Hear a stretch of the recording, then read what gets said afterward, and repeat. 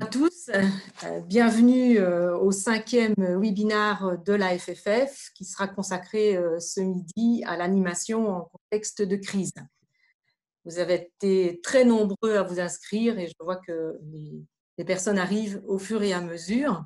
Donc, après avoir parlé des premières mesures gouvernementales, des loyers, de l'inactivité partielle, des mesures liées au financement, on va aborder ce midi un sujet qui est certes beaucoup moins technique, mais que nous croyons tout aussi primordial, je dirais même vital pour les réseaux, et qui sont finalement au cœur du système de la franchise, puisqu'il s'agit de parler de management de réseau et d'animation de réseau.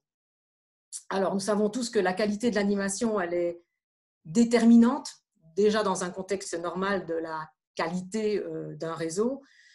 Qu'en est-il quand on se retrouve dans un contexte de crise comme celui dans lequel nous vivons aujourd'hui? Eh bien, c'est le propos que Sylvain Bartholomeu de Franchise Management nous a proposé d'exposer et je lui cède bien volontiers la parole en vous donnant deux petites indications techniques ou pratiques, c'est-à-dire que vos micros et vos caméras sont coupés. Vous avez sous l'écran la possibilité, en cliquant sur l'icône « Converser », de nous envoyer vos questions auxquelles nous répondrons chapitre après chapitre. On verra un peu comment les choses se passent, mais au fur et à mesure du temps.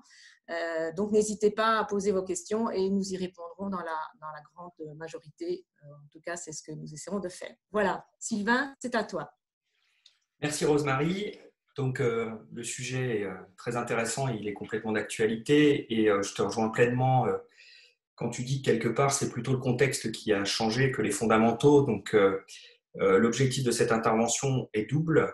Petit 1, bien faire le point sur le contexte en lui-même, en quoi il change et quel impact il a en fait sur le management de réseau au quotidien.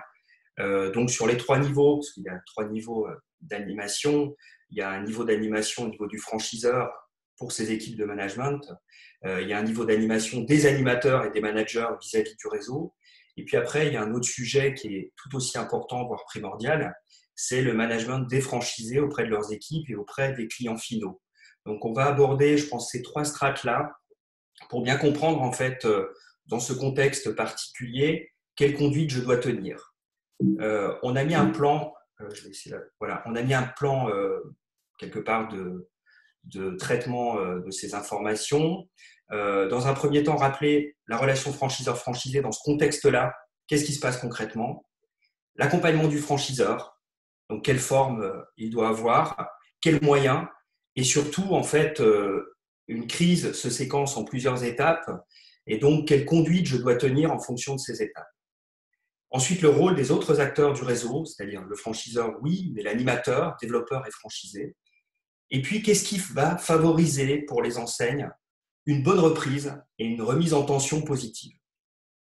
Ce que je vous propose, c'est de traiter les questions au fur et à mesure. Donc, Rosemary, quand tu sens que c'est important d'approfondir ou qu'il y a des questions en particulier, n'hésite pas à me couper, je laisserai des temps de respiration. Donc, la relation franchiseur-franchisé en période de crise, ce qui est important de rappeler, c'est quel que soit le contexte, en fait, diriger, c'est absorber 80% d'inquiétude et le transformer en 80% d'énergie positive. C'est ça le métier du leader et c'est ça le métier du dirigeant en général. La problématique, c'est qu'en crise, en fait, le volume d'inquiétude augmente considérablement. Donc, vu de l'intérieur, un dirigeant, il est un peu comme ça, actuellement.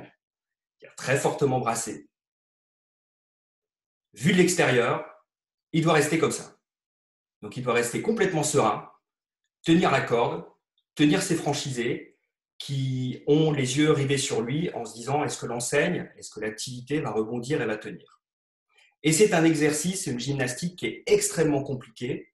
Les échanges que j'ai quotidiennement avec des franchiseurs montrent que nous sommes en train de devenir, dirigeants et managers, des machines à recycler l'inquiétude pour en faire de l'énergie positive et reprojeter en fait le collectif vers le demain et l'après-demain et la relance. Et c'est un exercice qui est extrêmement compliqué extrêmement usant et qui demande quelque part une écologie personnelle extrêmement forte. Donc il y a 3 enjeux en fait pour diriger en contexte de crise. Premier enjeu, c'est rester autant que possible serein pour rassurer. Et ce n'est pas si simple que ça. Deuxième enjeu, c'est être exemplaire vis-à-vis de l'écosystème, franchisés, clients, fournisseurs. Également autant que possible et dans la mesure des moyens de l'enseigne. Et troisième point, c'est décider juste dans l'urgence, sachant que dans l'urgence, en fait, la pire des décisions, c'est l'absence de décision. Donc on voit des enseignes qui ont pris parfois des décisions qui n'étaient pas idéales, mais elles ont au moins eu le mérite d'avancer. La difficulté dans cette situation-là, c'est le statu quo du réseau.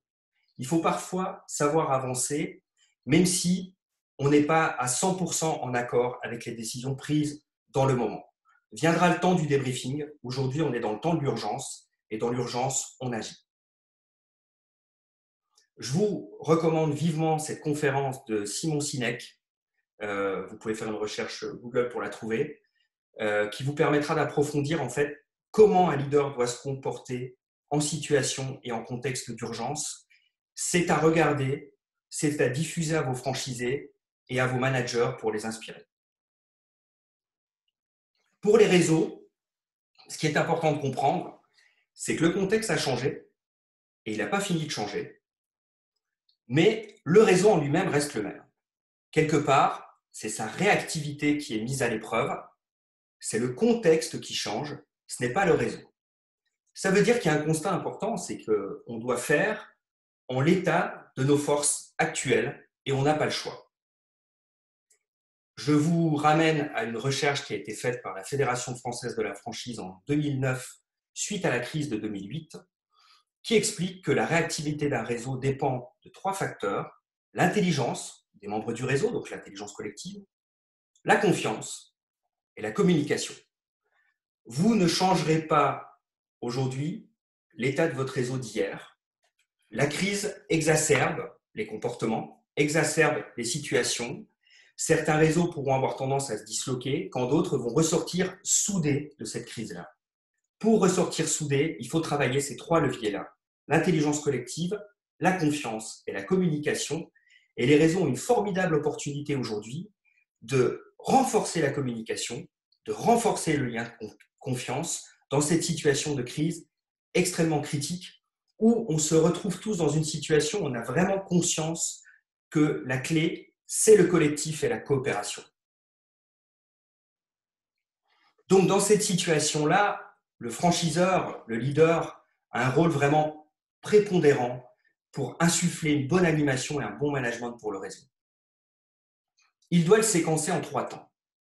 Une crise, elle se déroule généralement en 3 étapes.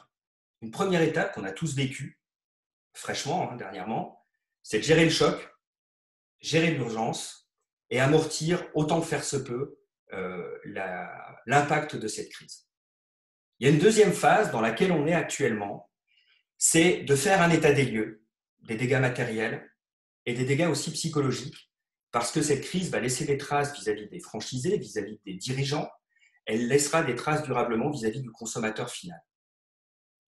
Troisième temps important, c'est de prendre des décisions parfois difficiles et de rebondir.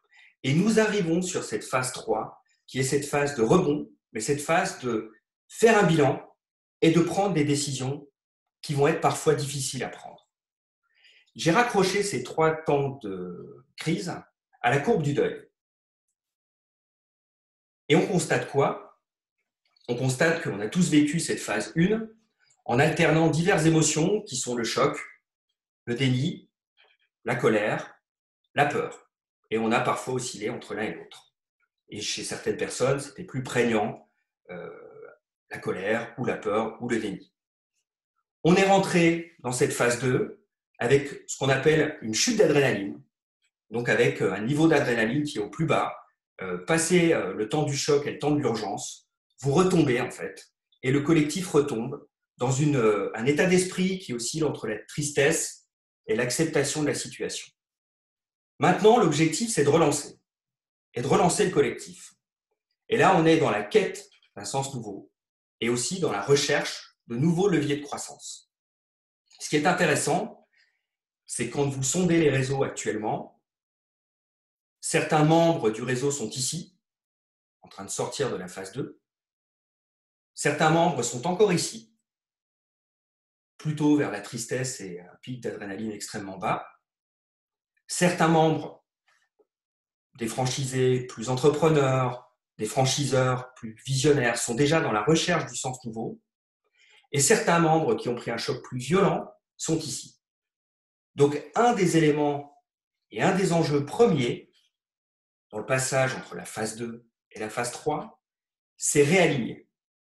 C'est réaligner les troupes, c'est prendre conscience de l'état des individus composant le groupe, de réaligner pour pouvoir relancer le collectif vers la quête d'un sens nouveau. Sur ces 3 phases, des actions concrètes ont été engagées. Ce que je vous propose, c'est de vous faire un état rapide de chacune de ces phases-là et des actions qui ont été engagées pour vous permettre de challenger les positions en tant qu'animateur, ou en tant que franchiseur, ou en tant que franchisé de ce qui a été engagé ou pas et qui, le cas échéant, devrait être engagé.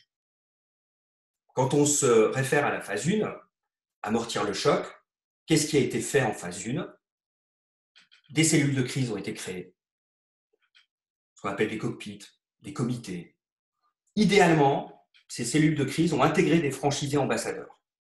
Ce qu'on entend par franchisés ambassadeurs, c'est des franchisés qui peuvent porter le collectif, apporter une valeur ajoutée, aider le franchiseur dans la prise de décision. C'est essentiel. Pourquoi? Parce que l'animation dans les phases suivantes n'en sera que d'autant plus facile. Quand la décision est prise par le franchiseur avec le concours et la consultation du terrain, les prises de décision sont beaucoup plus simples. L'adhésion aux décisions, dans un contexte où on ne sait pas si les décisions sont bonnes ou pas bonnes, et les revirements de situation peuvent encore arriver, c'est important d'avoir des franchisés avec soi. Donc cette étape est importante, d'autant plus importante quand on a intégré des franchisés dans les comités ou dans les cellules de crise. Deuxième point, quand les activités ont été ralenties ou arrêtées, les clients ont été informés. Beaucoup d'enseignes ont oublié un élément essentiel, c'est quand vous devez arrêter un chantier, quand vous êtes dans le bâtiment par exemple, et que vous devez arrêter un chantier auprès de vos clients, il faut les informer. Donc ça veut dire que vos franchisés, vos concessionnaires doivent faire le travail d'information et que l'animation de réseau doit contrôler que cette information a bien été envoyée. Je peux vous dire, après sondage, que ce n'est pas le cas partout. Donc c'est un sujet important qui est de ne pas oublier le client dans une phase de crise sanitaire où on a plutôt tendance individuellement à se recentrer sur soi et à oublier le client final, le consommateur final. Des outils de dialogue en temps réel ont été mis en place, alors des fils WhatsApp ont été mis en place, des visioconférences pour faciliter le dialogue des équipes de tête de réseau, mais également pour animer à distance les franchises. Des bases documentaires, plateforme GED, des adresses mail spécifiques pour les mesures liées au Covid ont été créées pour permettre aux franchisés de suivre le flux, de recevoir en temps réel l'information, de se partager les bonnes pratiques, les courriers, les documents nécessaires à la mise en place des aides, comme les prêts garantis par l'État. Les animateurs ont créé et alimenté des reportings pour connaître le plus précisément possible les besoins financiers de leurs franchisés, en allant le plus loin possible dans la recherche d'informations. Et là, ça pose une question très importante qui est jusqu'où un franchiseur peut aller pour avoir des informations factuelles sur la situation économique de ses franchisés. C'est important de prendre en compte qu'aujourd'hui, dans le cadre dans lequel on est, la relation contractuelle reste importante, mais aujourd'hui, c'est la relation économique et la survie du groupe qui prime. Et donc, le rôle du management, le rôle des animateurs, c'est de sonder le plus possible les franchisés du réseau. Quelle est la trésorerie disponible? Jusqu'à quand tu peux être en situation de survivre sereinement? Quelle est ta situation financière personnelle? La question, en situation de crise, de contexte d'urgence et donc un peu de guerre économique, c'est où sont les blessés les plus graves? Et cette question-là, en phase 1, je dois être, en fin de phase 1, être en mesure d'y répondre et d'avoir une cartographie la plus précise possible des blessés les plus graves et donc des blessés qui vont être en situation d'être sauvés demain. Exemple concret d'action de communication mise en œuvre par des réseaux de franchise. À droite, une agence qui peut ouvrir, à gauche, une agence qui ne peut pas ouvrir. Donc là, le service communication propose 2 axes possibles en fonction de la possibilité d'ouvrir ou de ne pas ouvrir une agence. Autre exemple, dans un réseau de bases documentaires avec un site web dédié où vous pouvez télécharger les modèles de lettres et vous avez les étapes pour aller mettre en place les actions de sauvegarde de votre trésorerie. Donc ça, c'est des actions concrètes qui ont été plutôt bien réalisées dans les réseaux. Alors parfois, dans l'urgence, on peut oublier certains éléments. Ce qui est important dans la vie d'un collectif franchiseur et franchisé, c'est d'accepter l'erreur aussi. On ne peut pas être parfait dans une situation où il y a un incendie et où il faut éteindre l'incendie. Le premier reproche qu'on peut faire, c'est de ne pas agir, mais reprocher d'avoir mal agi dans ces situations-là, c'est plus compliqué. Ce qui est important, c'est de faire du mieux qu'on peut et d'essayer de traiter un maximum de sujets le plus rapidement possible. Je ne sais pas si à ce stade, Rosemary, il y a des questions que tu souhaiterais soumettre. Non, pas de questions encore de la part des internautes à ce stade-ci, donc je te laisse poursuivre. Très bien, merci. Ça pose maintenant la question de la phase 2.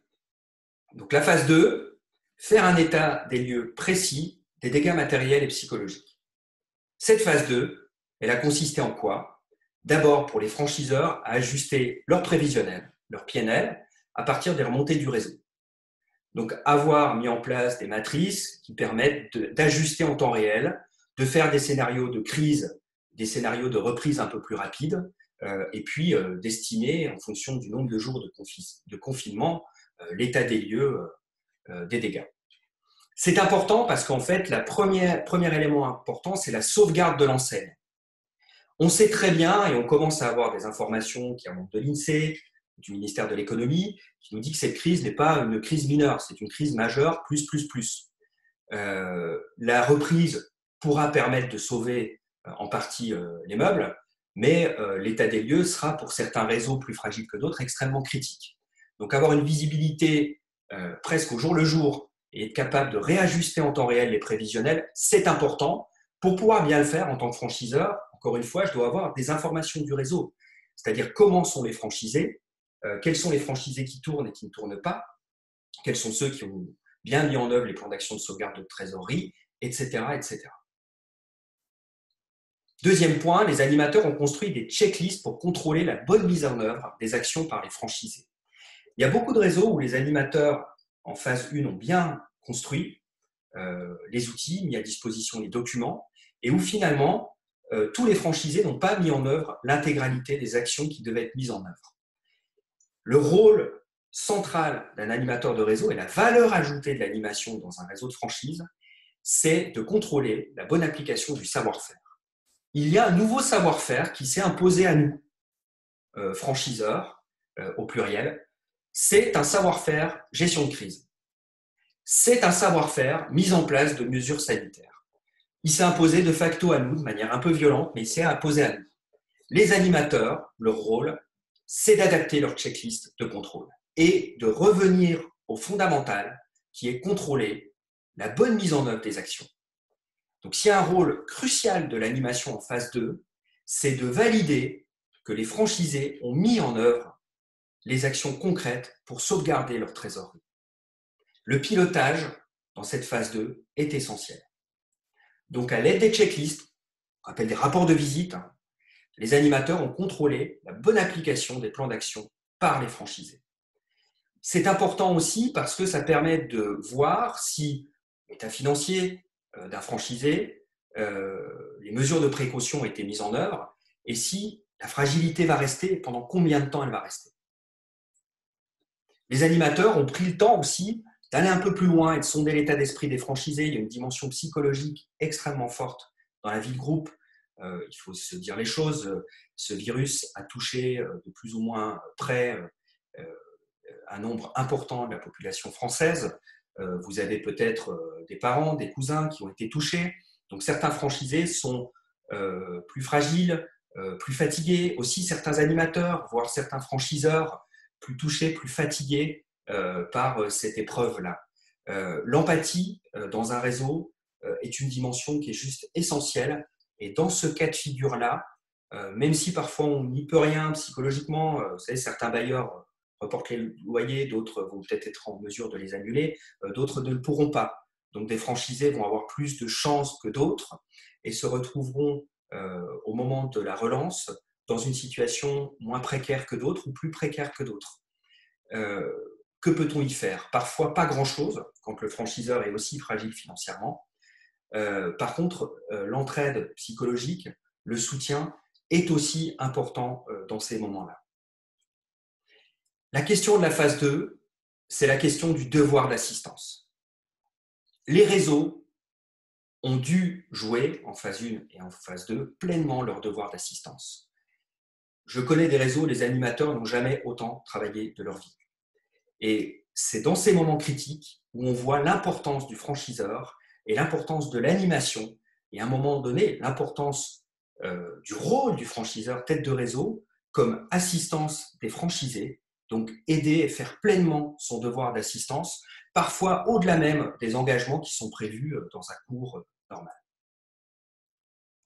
Sylvain, j'ai une question Oui, qui va permettre de, si je peux bien t'interrompre, sûr. une question qui va un peu dans le sens de la checklist et du contrôle. Oui. Tu parlais de développement d'un nouveau savoir-faire. Quelqu'un pose la question, le franchiseur doit-il faire une mise à jour ou bien une annexe au MANOP pour cadrer le comportement de son réseau et son appui d'enseigne pendant la période de confinement? Et puis, comment s'assurer, mais tu y as répondu, hein, de la même attitude des franchisés dans tous les points de vente? Oui, c'est une bonne question. Effectivement, les réseaux développent ce qu'on appelle des guides sanitaires ou des protocoles en fait, de mesures sanitaires qui sont mis en place et donc qui deviennent un savoir-faire au sein de l'enseigne, qui se généralisent à l'ensemble du réseau pour pouvoir réexercer notamment. Et ensuite, le rôle des animateurs, c'est de contrôler la bonne mise en œuvre. Donc ça pose évidemment la question du contrôle à distance, mais ça pose surtout dans un premier temps la question de mettre à jour les rapports de visite, de redescendre les procédures au réseau, donc de mettre à jour les manuels de savoir-faire ou le protocole, éventuellement de mettre à disposition des franchisés des tutoriels ou des outils pour former leurs équipes et leur permettre d'exercer concrètement en tenant compte des mesures sanitaires, des mesures barrières, des règles d'hygiène, etc. etc. Je vous donne un exemple concret. Je discutais avec un franchisé où il développe en fait de la livraison à domicile en express. Il faut évidemment former les équipes ou s'assurer que les prestataires qui font la livraison à domicile le font en respectant les mesures barrières. Si vous vous faites livrer des colis actuellement, je vous invite à regarder concrètement comment les livraisons sont faites. Ce n'est pas complètement homogène. Parfois, le respect des mesures barrières n'est pas extraordinaire. Et là, en fait, votre image d'enseigne et votre image de marque, elle va en pâtir. Donc, ça pose vraiment deux questions. Mettre à jour le savoir-faire, évidemment, avec un savoir-faire qui est notamment des mesures d'hygiène et sanitaire en urgence. Ça posera la question que le savoir-faire va être mis à jour à une fréquence assez importante dans les mois et les années à venir. Parce qu'en fait, le consommateur va changer. Les mesures d'hygiène, elles ne vont pas partir comme ça. Le rapport avec le client en magasin, par exemple, sera différent demain. Donc, ça va poser des vraies questions en termes de concept demain, et donc un vrai rôle central pour l'animateur qui est de faire évoluer le savoir-faire, mais aussi de contrôler la bonne application du savoir-faire. Ça pose aussi une question vis-à-vis des franchisés qui est l'agilité. C'est-à-dire qu'un savoir-faire statique, dans les mois et les années à venir, ce ne sera pas le cas. Le savoir-faire va bouger énormément. Donc, en tant que franchisé, il va falloir que j'accepte qu'il y ait des remises en question profondes, fréquentes, de la manière en fait d'exercer dans mon magasin. Ça répond à la question, Rosemary? Oui, tout à fait. Et puis j'en avais une autre, mais tu y as répondu, mais je te la livre quand même. C'était une franchisée dans la garde d'enfants à domicile et qui disait: j'ai des sollicitations de chefs d'entreprise pour la garde de leurs enfants. Comment je Oui, trouve les règles nécessaires dans notre domaine d'activité? Elle citait par exemple dans le BTP où il y avait un guide qui reprenait toutes les mesures. Mais c'est ce que tu viens d'expliquer avec le rôle du franchiseur dans la mise en place d'un manuel de guide de bonnes pratiques en matière sanitaire. exactement. En fait, c'est le sujet. Je vous invite à regarder à lire les articles de presse sur McDonald's qui est en train de rouvrir en fait quelques établissements. C'est très intéressant parce que d'un côté, mise en œuvre, préparation d'un kit sanitaire, petit 1, petit 2, expérimentation rapide sur quelques unités pilotes, ou des volontaires, en vue d'une réouverture en respectant les mesures barrières. Soit dit en passant, est-ce que dans une semaine, la crise sera passée? Dans 15 jours, on ne sait pas, personne ne sait. Il peut encore y avoir énormément de revirements de situation. Pour autant, l'enseigne prend la décision d'avancer, prend la décision d'appliquer un maximum de sécurité dans la manière dont elle avance, prend un risque quelque part en commençant à avancer, mais a-t-elle le choix? Elle essaye de faire du mieux qu'elle peut, en normant les procédures, en formant les équipes, en testant et en diffusant. Dans le service à domicile, c'est la même chose. Si vous avez des évolutions, le rôle et la responsabilité des franchisés, c'est de remonter la demande aux franchiseurs. Le rôle du franchiseur, c'est de mettre en œuvre les actions nécessaires pour essayer de cadrer et de se dire on fait ou on ne fait pas. Donc il y a toujours la dimension consultative des franchisés qui est essentielle, remonter l'information, coopérer, et le rôle de décision du franchiseur qui est aussi essentiel. En se disant bien les choses, parfois il vaut mieux ne pas prendre une décision parce qu'elle n'est pas applicable par l'ensemble du réseau que faire exploser un réseau en vol par des prises d'initiatives individuelles qui casseraient en fait la marque. Et puis pour terminer peut-être, enfin en tout cas pour l'instant, toujours dans la logique de ce que tu viens d'expliquer, quelqu'un me dit, est-ce une erreur d'avoir mis les animateurs en chômage partiel et une grande partie du staff franchiseur? Oui, alors on peut considérer dans un état où le franchiseur a les moyens et peut conserver sa force d'animation, évidemment c'est une erreur. Après, on est dans une crise qui pose la question plutôt du cas par cas que de réponse uniforme. Il faut partir du principe que cette phase de crise nécessite une assistance forte du franchiseur et donc une réorientation et un engagement fort des équipes d'animation. Je connais des réseaux où on a musclé l'animation très fortement et on s'est dit, bon, maintenant les équipes de développement, même si vous n'êtes pas animateur, vous allez aussi jouer le rôle de hotline et d'aider les animateurs de réseau. Donc réorienter la force de frappe pour aider le collectif à survivre me paraît en fait quelque chose d'important et d'essentiel. Si on peut le faire. Après, la question qui se pose, c'est quelle est la situation des franchiseurs en question. Il y a d'autres questions, Rosemary? Il y en a encore d'autres, mais je te laisse continuer peut-être. Ouais. J'en prends connaissance et je reviendrai par après. Ça me va bien. Parce qu'en fin de phase 2, en fait, un réseau doit être en mesure d'arriver à une cartographie précise des risques. En situation de crise, en situation d'urgence, en situation de guerre, le sujet, c'est d'avoir une cartographie des risques. Il y a 2 critères qui sont importants pour avoir une vision claire de son réseau. C'est la capacité, en fait, à être agile dans le temps, donc à évoluer. C'est-à-dire la faible réticence au changement, quelque part. Et de l'autre côté, la capacité financière et la solidité financière. Je dois avoir une visibilité de mon réseau entre ceux qui sont capables de faire preuve d'agilité, d'évolution, qui seront quelque part les impulseurs du réseau, les capitaines, les pilotes, et qui ont la capacité financière de tenir et de faire un état précis des fragilités. Et ça, c'est important pour les équipes d'animation, mais aussi pour le franchiseur, parce qu'une réponse uniforme n'a pas de sens. C'est une réponse au cas par cas. Je dois à un moment donné aider les plus fragiles avec des contreparties et sous condition de mettre en œuvre les actions qui ont été définies dans les phases antérieures.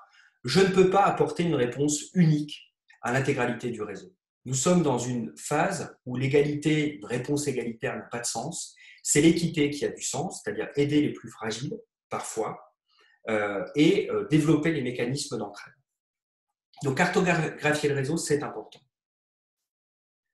Aujourd'hui, en fait, on va entrer en phase 3. Et quand on entre en phase 3, il y a une situation qui est spécifique entre la phase 2 et la phase 3. Premier cas, c'est que l'adrénaline est au plus bas. Les équipes, il faut le dire, sont rincées. Les franchisés, la plupart, sont rincés. On est dans un espèce de faux rythme. Le monde a changé. On est dans un monde un peu transitoire. Et on ne sait pas comment repartir sur le monde d'avant. Et on ne sait pas s'il sera comme avant. Donc, il y a un peu d'épuisement, il y a un peu d'acceptation, mais il y a un peu aussi d'atonie, quoi. On est un peu atone dans ce schéma-là. Et je pense que les animateurs, mais aussi les franchisés le ressentent. Remettre au travail vos salariés quand vous êtes franchisé, vous ressentez que ça va être un peu compliqué.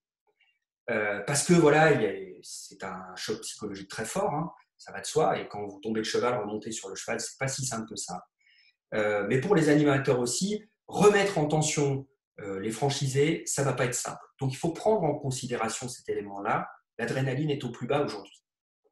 L'écrasante majorité des membres d'un groupe, d'un réseau, a pris conscience que le collectif est clé pour survivre. Je vais même aller plus loin, les commerçants isolés ont pris conscience que être isolé, c'est plus durable. Et qu'en fait, pour tenir une crise seule, c'est bravo, quoi.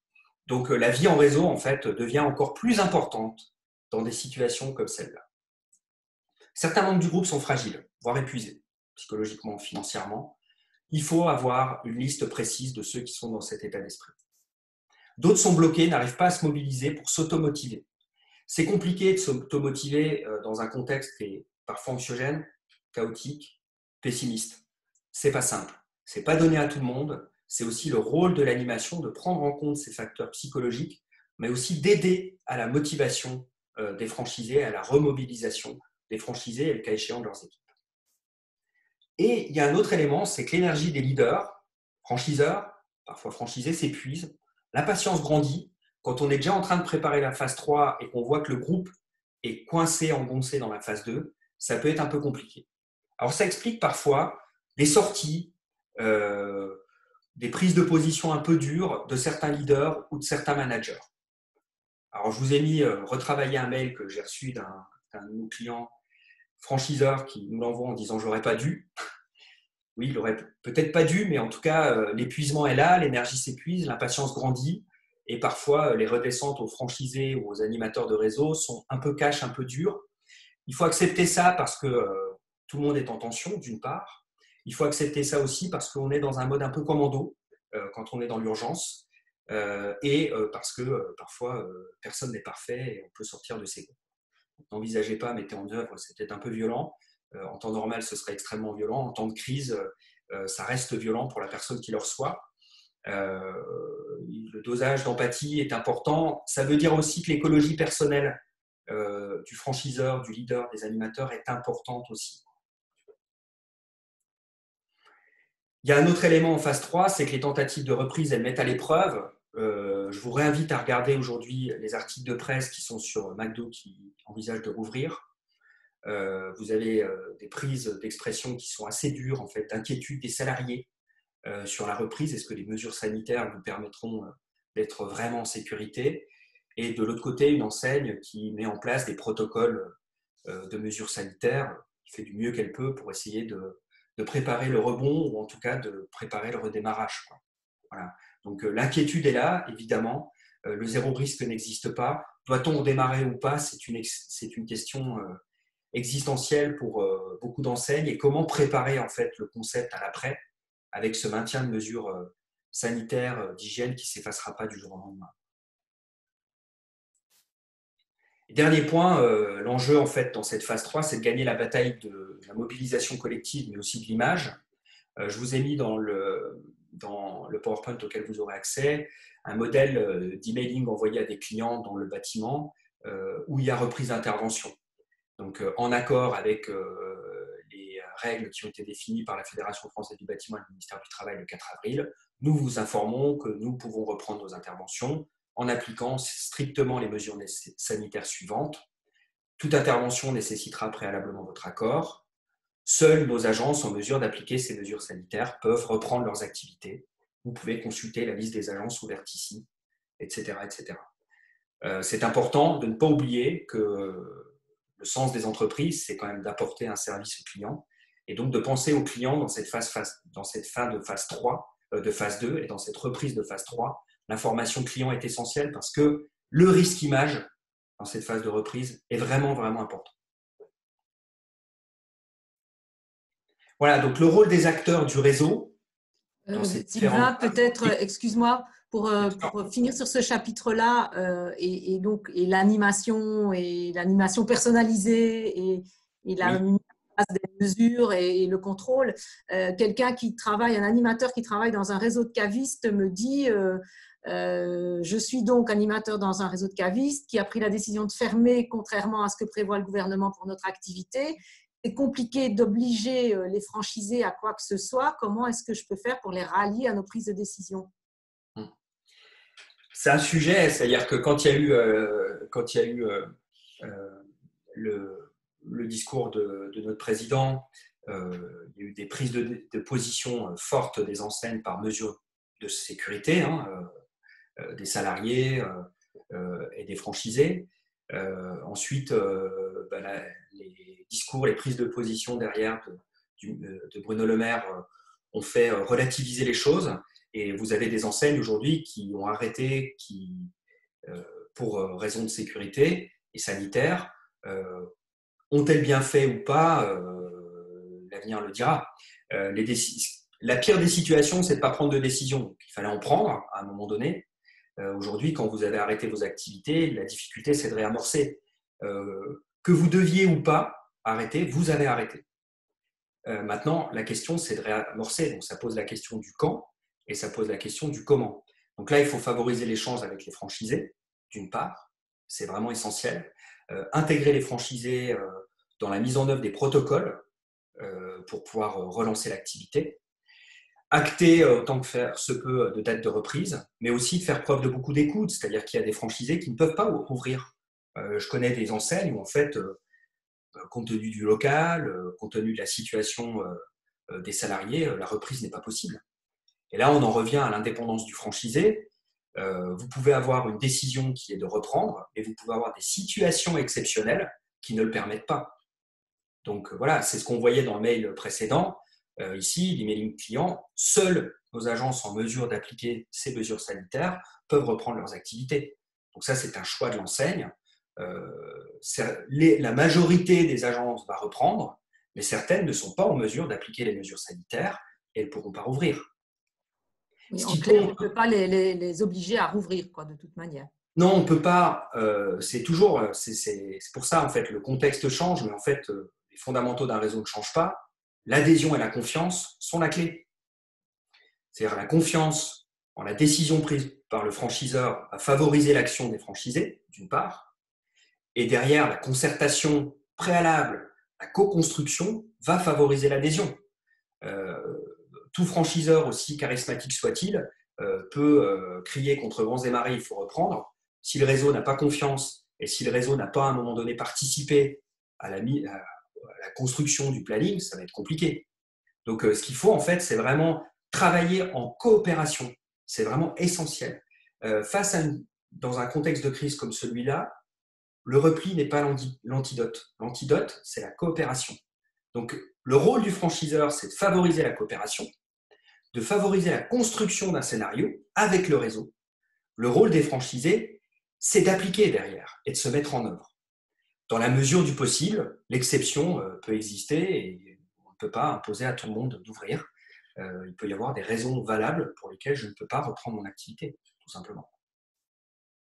Vous savez, vous avez des équipes de franchisés qui sont touchés par le coronavirus, des franchisés eux-mêmes qui sont touchés, donc la reprise n'est pas possible, tout simplement. Ça répond à la question, Rosemary? Parfait, très bien, merci Sylvain.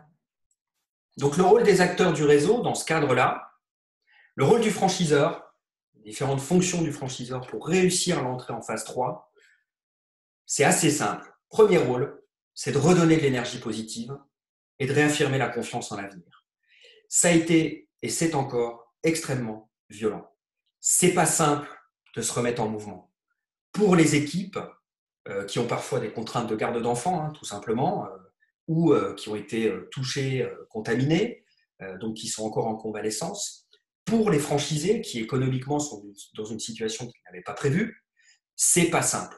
Le rôle du franchiseur, c'est encore une fois de prendre toute cette inquiétude massive, de la retransformer en énergie positive et de réaffirmer la confiance en l'avenir. Il y a une conviction très forte que tous les franchiseurs et que tous les leaders doivent avoir, c'est que 2021 sera une année de relance. C'est que la fin d'année 2020 sera une période où on aura envie de ressortir, où on aura envie de revivre. Et ça, c'est important de préparer l'après. Donc, il faut donner conscience au collectif que c'est maintenant qu'on prépare le rebond et que c'est maintenant qu'on se projette sur l'avenir et sur l'après. Et ça, c'est le rôle fondamental, premier du franchiseur, relancer et redonner de l'énergie positive. Ça veut dire quoi? Ça veut dire déjà valoriser les réussites. Je vous ai mis quelques screenshots réseaux sociaux sur différentes enseignes et différents dirigeants qui, à un moment donné, mettent en œuvre les réussites, faire un bilan de situation, de la manière dont le réseau s'est comporté. Ça suppose aussi et surtout de faire un bilan des actions individuelles, collectives, qui ont été des vraies réussites, qui ont mis en œuvre la solidarité, l'humanité, l'empathie, la force de frappe du collectif et de l'enseigne pour aider à passer cette épreuve. Troisième point important, c'est de remobiliser le collectif et de réorienter vers le client. Je pense qu'il y a un grand oublié actuellement, c'est le client final. Je parle en connaissance de cause, en voyant les réseaux fonctionner. Je pense que l'information client dans certains réseaux est clairement insuffisante. Va-t-on reprendre ou pas? Je voyais le cas il y a quelques jours de cuisinistes qui ont juste oublié d'informer leurs clients qui attendent l'installation de leur cuisine. Alors, est-ce que la fabrication est en cours ou pas? Est-ce qu'elle a été faite ou pas? Recale-t-on une date prévisionnelle au cas où? A-t-on appelé le client pour le prévenir? Je peux vous dire que dans certains réseaux, on a un peu oublié. Donc, remobiliser le collectif, c'est le réorienter vers le client, mais c'est aussi le recentrer sur le sens. Pourquoi on fait ce travail-là? Pourquoi, en tant que franchisé, on est là? Quel est notre rôle à jouer aujourd'hui et demain dans la sauvegarde de l'économie? Le contributeur pour faire vivre la fonction publique, c'est quand même l'entreprise. Il ne faut pas oublier ça. Donc, le rôle de l'entreprise et du redémarrage est quand même crucial. On ne redémarre pas forcément par plaisir, on redémarre aussi pour sauvegarder l'économie de l'entreprise, du réseau, mais aussi l'économie du pays. Dernier point important, c'est de préparer si possible, dans la mesure du possible, et là on est dans du cas par cas, des mesures de soutien, sous condition. J'ai entendu parler, par exemple, dans des réseaux, de questions existentielles sur la redevance ou sur des mesures de soutien économique du franchiseur vis-à-vis du franchisé. La première question qui se pose, c'est l'état de l'enseigne. La deuxième question, c'est l'état du collectif, mais au cas par cas. Certains franchisés peuvent être dans une situation très critique, quand d'autres sont dans une situation financière plus sereine à court terme. Mais le point essentiel, c'est de se dire que le rôle de chacun, c'est de mettre en œuvre les plans d'action les plus poussés possibles pour pouvoir sortir de cette crise. Donc, des mesures de soutien, pourquoi pas dans certains réseaux? Si oui, au cas par cas. Et quand c'est au cas par cas, il faut quand même aussi les mettre en place en fonction de conditions, c'est-à-dire l'exemplarité dans les plans d'action, par exemple, un principe d'action dans la phase de relance qui va nous attendre derrière. Donc, les mesures de soutien sans contrepartie, je ne préconise pas. Les mesures généralisées, je pense que ça peut ne pas avoir du sens et ça peut pénaliser les plus fragiles. Par contre, se poser la question en toute transparence de ce qu'on peut faire et de ce que le collectif peut faire pour aider, dans certains cas de figure, à sauvegarder au maximum le collectif, c'est essentiel. Le rebond sera plus favorable dans les enseignes qui auront préservé le réseau. Plus le réseau est étendu, plus le rebond va être facile. Donc, préserver son réseau, c'est préserver sa capacité de rebond collective. Donc, parfois, il peut y arriver de mettre en place quelques mesures de soutien, mais sous condition. Et la première condition, c'est d'avoir une vision très, très claire et très, très fine du financier et de la bonne mise en œuvre des plans d'action prévus en phase 1 et phase 2. Donc ça, c'est côté franchiseur. Côté animateur de réseau, je vous ai mis 5 points. Petit 1, accompagner les franchisés à préparer la reprise. Donc là, on est vraiment dans le devoir d'assistance et dans l'accompagnement au redémarrage. On est un peu comme dans une phase d'accompagnement à l'ouverture ou à l'ouverture d'un franchisé. on réouvre. Donc réouvrir, c'est se poser la question du réassort. C'est aussi se poser la question de la mise aux normes des établissements pour pouvoir exercer en respectant les nouvelles mesures sanitaires. Donc ça pose la question au point 2, et on en a parlé, Rosemary, suite à ta question, d'adapter le savoir-faire et donc le contrôle aux nouvelles conditions d'exercice, aux nouvelles mesures sanitaires. Donc mettre à jour les process, mettre à jour les rapports de visite, redescendre des formations, des micro-learning, des e-learning, des tutoriels, pour permettre aux franchisés de se former eux, mais aussi de former leurs équipes. D'accompagner les franchisés à s'adapter aux évolutions du concept et donc à remettre leurs équipes en action. Donc là, on est dans le point 2, adapter le savoir-faire, mettre à jour les process et adapter les rapports de visite. Préparer le réseau à des évolutions régulières et majeures du savoir-faire. Les consommateurs, nous, consommateurs, on sortira évidemment changés de cette épreuve. On ne retournera pas à un concert ou à un match de football comme avant. On ne retournera pas dans un restaurant comme avant tout de suite. C'est une phase qui ne s'oublie pas. Donc, les mesures sanitaires resteront peut-être durablement. La crainte d'une réminiscence ou d'un nouveau virus reviendra nécessairement. La relation entre les marques et les consommateurs s'en trouvera un peu changée. Toutes les tendances qu'on a pu ressentir sur les dernières années, la relocalisation, le consommer responsable, etc., vont avoir des impacts vis-à-vis des consommateurs et donc vis-à-vis des concepts. Je pense profondément que cette crise va être un accélérateur et va exacerber des tendances de consommation qu'on a un peu ressenties les années précédentes. Et ça, c'est un sujet que les animateurs doivent prendre, que le franchiseur doit prendre et donner de l'agilité au réseau pour pouvoir être sur des évolutions régulières et majeures du savoir-faire dans les temps qui vont venir. Cinquième point, c'est de profiter de cette épreuve pour renforcer les structures de dialogue.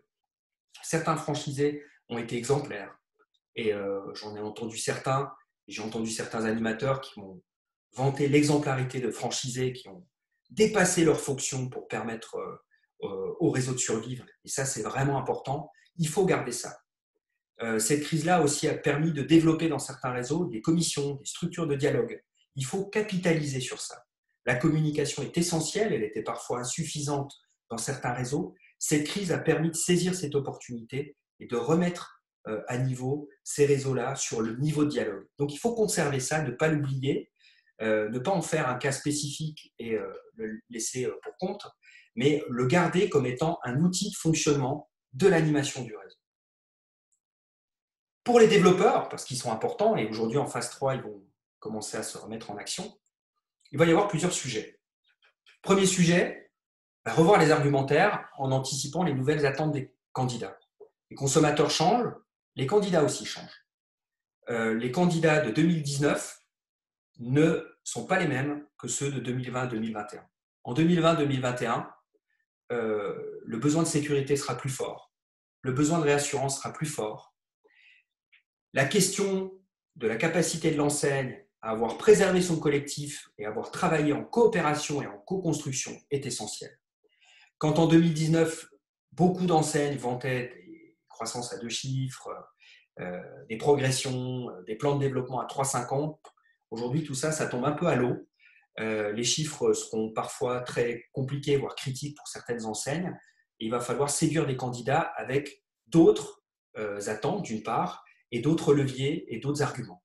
Les arguments seront les arguments du collectif, les arguments de l'intelligence collective, les arguments de la capacité de l'enseigne à avoir préservé son collectif, préservé le groupe et faire passer durablement cette crise. Donc ça pose la question de la mise à jour des documents, argumentaires, plaquettes commerciales, mais aussi des DIP qui vont évoluer très fortement sur les mois et les années à venir, et donc des arguments de vente. Mais aussi, ça pose la question, point 3, de challenger les conditions d'accès au réseau.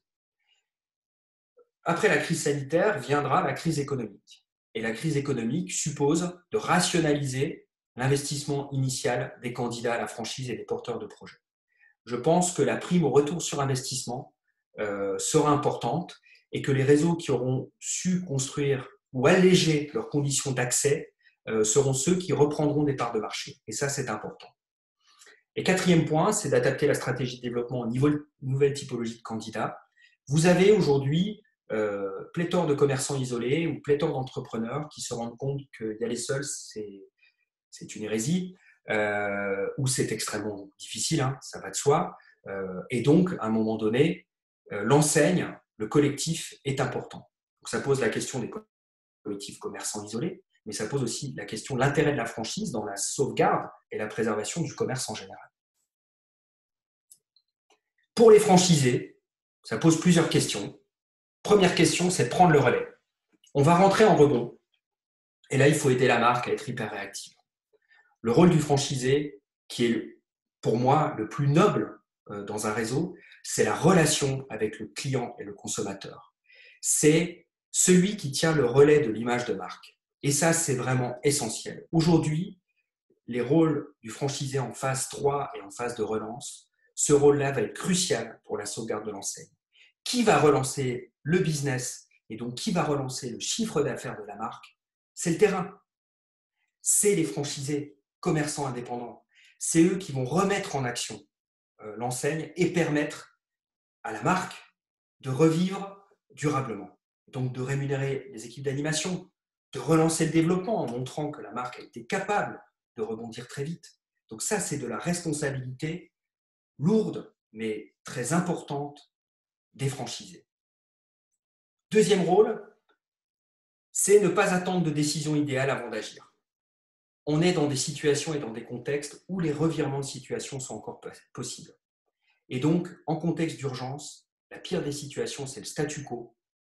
L'idéal est de suivre les décisions prises par le franchiseur quand on peut les suivre, même si parfois on considère qu'elles ne sont pas idéales.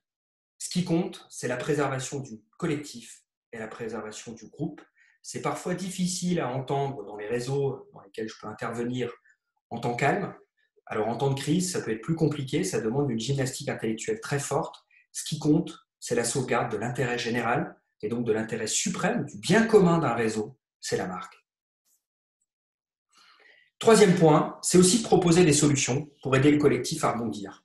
Dans des situations de crise, notamment sur la crise de 2008-2009, on a pu voir certains réseaux, en fait, certains franchisés plus puissants que d'autres, avec plus d'ancienneté, avec une surface financière plus importante, aider de manière transitoire certains franchisés en difficulté, voisins, dans un territoire voisin. C'est des situations qui peuvent se reproduire, c'est-à-dire certains franchisés peuvent aider moralement ou pourquoi pas financièrement certains franchisés du réseau parce que la sauvegarde de la marque est l'élément le plus important. C'est-à-dire si la marque tombe, si le franchiseur tombe, le collectif tombe. Et si le collectif tombe, il n'y a plus de raison d'être. Vous êtes coincé. Donc ce qui compte, c'est d'aider individuellement, de prendre des solutions, de trouver des solutions, de proposer des initiatives pour que le collectif rebondisse. Et parfois, en tant que franchisé, aider un franchisé voisin, moralement, pour former ses équipes, pour l'aider à avoir du personnel en point de vente, pour l'aider à mettre en œuvre un plan d'action de sauvegarde de trésorerie, etc., etc. Ça peut être un concours très intéressant. Ce qui est intéressant dans cette crise-là, c'est de voir aussi parfois des élans humanitaires très très forts, des entreprises remarquables qui ont livré des repas pour les hôpitaux, etc. Ces prises d'initiative sont vraiment essentielles parce qu'elles vont créer des liens très très forts et très durables dans les collectifs des enseignes. Donc c'est important de garder ça, ce levier-là. Parfois, en tant que franchisé, je peux contribuer à aider un membre de mon groupe et donc à aider le groupe. Et ça, c'est un point important. Ça pose la question de la reprise, de la remise en tension. Il y a 3 accélérateurs, et je conclurai là-dessus, qui vont favoriser la reprise. Le premier accélérateur, c'est la coopération. Je vous ramène à beaucoup de recherches en fait, sur la survie de groupe, et notamment aux études qui ont été faites sur des animaux sociaux qui sont les plus petits et les plus développés dans le monde, ce sont les fourmis. Dans les périodes de guerre, le comportement de secouriste des fourmis est à terme payant pour la colonie. Sans l'aide de leurs camarades, 80% des fourmis succombent à leurs blessures. Si elles sont secourues, traitées, seulement 10% périssent. La question de la coopération, elle est importante. La question de la coopération, elle va dans les deux sens. Il faut que les parties, franchiseurs, franchisés, mais aussi franchisés parfois entre eux, fassent preuve de transparence, se disent qu'est-ce qui est possible pour sauvegarder le collectif, comment on peut sauvegarder le collectif et qui peut contribuer. Des questions dures, des décisions difficiles, mais qui, à coup sûr, permettront aux enseignes de rebondir parce qu'elles seront plus fortes, plus soudées et avec un collectif le plus préservé possible. Deuxième élément, c'est l'offensive. Il faut être sûr de soi. Le franchiseur doit être convaincu que la marque a un rôle à jouer dans les mois et les années à venir. Et le collectif doit être convaincu qu'il peut gagner la bataille du leadership. Une crise, c'est une redistribution des cartes. Une redistribution des cartes, c'est une prime à l'offensive. Celui qui partira le plus vite et le mieux sur la ligne de départ et le plus groupé sera celui qui prendra des parts de marché demain et après-demain. Donc c'est vraiment important. On peut parfois être plus petit, moins fort, mais plus groupé, plus agile, avec le meilleur mental. Et c'est là où le mental du collectif va jouer énormément. Troisième point, l'agilité. Comme je vous l'expliquais, et je pense qu'on en est tous convaincus, les savoir-faire, les concepts vont bouger énormément. Cette crise va être un accélérateur du changement, notamment sur les achats en ligne, sur la relocalisation, sur la question de la traçabilité, sur la question de l'hygiène, de la sécurité des consommateurs, sur le rapport entre le vendeur et le client. Tous ces sujets-là vont brasser les concepts, vont poser la question de l'avantage concurrentiel du savoir-faire, de l'évolution du savoir-faire et donc de la capacité à se mettre à jour régulièrement dans les mois et les années à venir. J'en ai terminé sur ces éléments-là. Rosemary, est-ce qu'il y a des questions que tu souhaiterais poser ? Merci Sylvain. J'ai eu quelques questions complémentaires qui viennent un peu préciser ou demandent de précision par rapport au rôle de l'animation à nouveau. Quelqu'un qui dit, est-ce qu'on peut imaginer un questionnaire pour interroger nos franchisés concernant les attentes d'accompagnement en phase de reprise d'activité et à moyen terme pour les sonder sur la mise en place d'aides spécifiques, des opérations commerciales, oui, tout à fait. Tout à fait. C'est là, dans des phases comme celle-là, en fait, la coopération, la collaboration, l'apport d'idées et de solutions sont essentiels. Donc, le rôle des animateurs, c'est un rôle toujours de stimulation du collectif, qui est un rôle extrêmement compliqué. Un métier d'animateur en temps normal, c'est, je pense, un des métiers les plus difficiles dans un réseau. C'est le métier du manager, qui est de remettre en tension le collectif, de le garder mobile. En contexte de crise, c'est encore plus important. Donc, mettre en place des questionnaires, oui. S'attendre à une remontée systématique des questionnaires, non. Donc, relancer et mettre l'énergie nécessaire pour avoir suffisamment d'informations et de données pour prendre des décisions. Okay. De la même manière, faire des opérations commerciales pour rebooster les équipes, faire des challenges, etc., peut être aussi une solution. Oui, tout à fait. Quand on disait ce qui est important, c'est de garder le positif. Le management par la contrainte ou le négatif n'est jamais bon, surtout dans des contextes où on en a pris assez, quoi. Aujourd'hui, en fait, le sujet, c'est de valoriser les bonnes initiatives et d'essayer de ressortir par du positif et de redonner du positif aux équipes. Donc, on peut très bien mettre en place des opérations commerciales qui mettent du sens, d'une part, parce que quand ça manque de sens, aujourd'hui, on est quand même dans une phase où il y a besoin de sens, donc qui mettent du sens, mais aussi qui remettent de l'énergie positive et qui restimulent positivement. Donc, c'est important. Ok, et puis, mais je pense que voilà, tu vas redire un peu ce qui a été. Oui. On me repose quelques questions autour des royalties. Est-ce qu'il faut les supprimer, les postposer? Oui. Est-ce que certains franchiseurs l'ont déjà fait? Je pense que c'est du cas par cas et chaque situation s'analyse en fonction de la situation du réseau de manière globale. Exactement, c'est-à-dire qu'en fait, la question, c'est le champ du possible, d'une part, et la deuxième question, c'est le pourquoi. Quelles sont les conditions ou les contreparties. Si vous partez du principe que l'aide est uniforme et à tout le monde pareil, vous ne remettez pas tout le monde sur un pied d'égalité. Vous aidez tout le monde, y compris ceux qui pourraient ne pas en avoir besoin. C'est le collectif qui prime, c'est le groupe, et donc c'est parfois d'aider un membre du groupe un peu plus que les autres, encore une fois dans la mesure du possible. Des marques qui viennent de se lancer sur le marché sont aujourd'hui extrêmement fragiles, et n'ont pas la possibilité de développer des mécanismes d'aide très importants. Voilà. Donc ça pose des questions qui sont... La réponse ne peut pas être uniforme, elle est vraiment au cas par cas. Oui, merci de cette précision. Et puis peut-être une dernière, puisqu'on a atteint les 13 heures. Oui. Quand tu dis que le DIP va devoir être revu à terme, tu veux dire quoi de manière plus précise? Plusieurs choses. Déjà, l'état général de marché a quand même profondément changé. Donc, je pense qu'il ne faut pas oublier que vous devez, quand vous remettez un DIP à un candidat à la franchise, vous devez remettre un DIP avec un état général de marché à date et à jour. Donc là, en ce moment, c'est un peu compliqué de le mettre à jour, mais il va falloir le remettre à jour très fréquemment, je pense, dans les mois à venir. Donc ça posera la question peut-être d'une revue du DIP avant chaque remise au départ, en temps court, et plus tard, un peu plus long. Il y a des questions de mettre des warnings sur les liasses fiscales, parce que vous devez remettre dans un DIP en annexe les 2 dernières liasses fiscales. Or, vous savez que celles dans certains réseaux qui ont été profondément affectés par l'activité des franchiseurs peuvent être en situation fragile. Donc, l'information de l'état du franchiseur à date, elle est importante dans la prise de décision et elle pourrait biaiser le consentement de certains franchisés. Donc, c'est important de faire preuve de transparence. L'autre sujet, c'est l'état de l'activité. Et je pense qu'en argument ou en complément du DIP, faire un état de ce qui a été mis en œuvre dans cette phase de crise est un bon argumentaire de vente. Je vois des enseignes qui ont été vraiment remarquables, qui ont su quelque part dépasser le contrat, entre guillemets, pour sauver le collectif. Et ça, c'est extrêmement fort.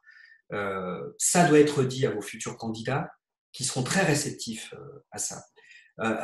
Une aparté, si tu permets, Rosemary, les candidats qui étaient là avant la crise observent les réseaux. C'est les échanges que j'ai avec les franchiseurs disent nos candidats nous observent, ils regardent ce qu'on est en train de faire. Et ça va les convaincre de signer un contrat demain ou pas. Parce qu'ils ont tous une conviction, c'est qu'il va y avoir une phase de reprise. Donc ça va être à un moment donné le bon moment d'investir, entre guillemets. Et la question, c'est avec qui? Avec celui qui me soutient le mieux. Et cette phase de crise, c'est une phase où la question de l'assistance du franchiseur est mise à l'épreuve. C'est ça qui est intéressant et c'est ça qu'il va falloir mettre en valeur pour les développeurs demain. On en revient à la qualité de la relation franchiseur-franchisé, à la qualité du management et de l'animation et de l'accompagnement.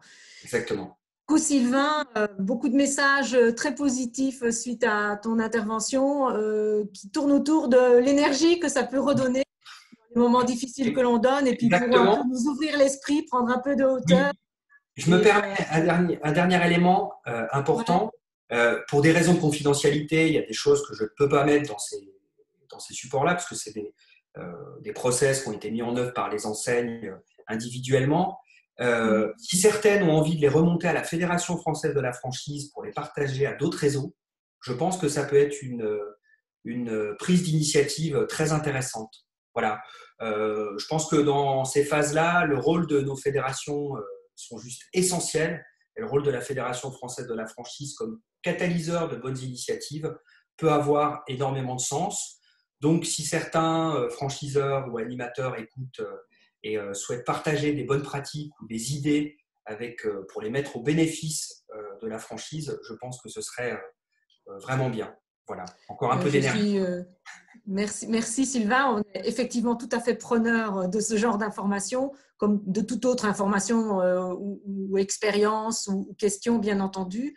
Et il ne faut pas que effectivement vous hésitiez, franchisés, franchiseurs, animateurs, à nous remonter tout ça. On en a besoin pour tout le monde, en fait, pour le collectif, comme tu le dis si bien. Merci de votre écoute. Vous avez été plus de 200 à écouter Sylvain ce midi. Sachez que cette présentation a été enregistrée, va être disponible très rapidement sur la chaîne YouTube de la FFF, comme le webinaire dernier également, et que le PowerPoint sera à disposition sur le site internet de la FFF. Vous savez sans doute que nous avons une page coronavirus qui reprend toutes les mesures gouvernementales et sur laquelle on met de l'information, je dirais pratiquement en temps réel. Et donc, le PowerPoint de ce webinaire sera disponible et téléchargeable à partir de là. Un tout grand merci à vous tous. Bon week-end de Pâques. Prenez un peu de bon temps, reposez-vous. Et à bientôt. Prenez soin de vous. Prenez soin de vous. Au revoir. Merci à tous. Au revoir.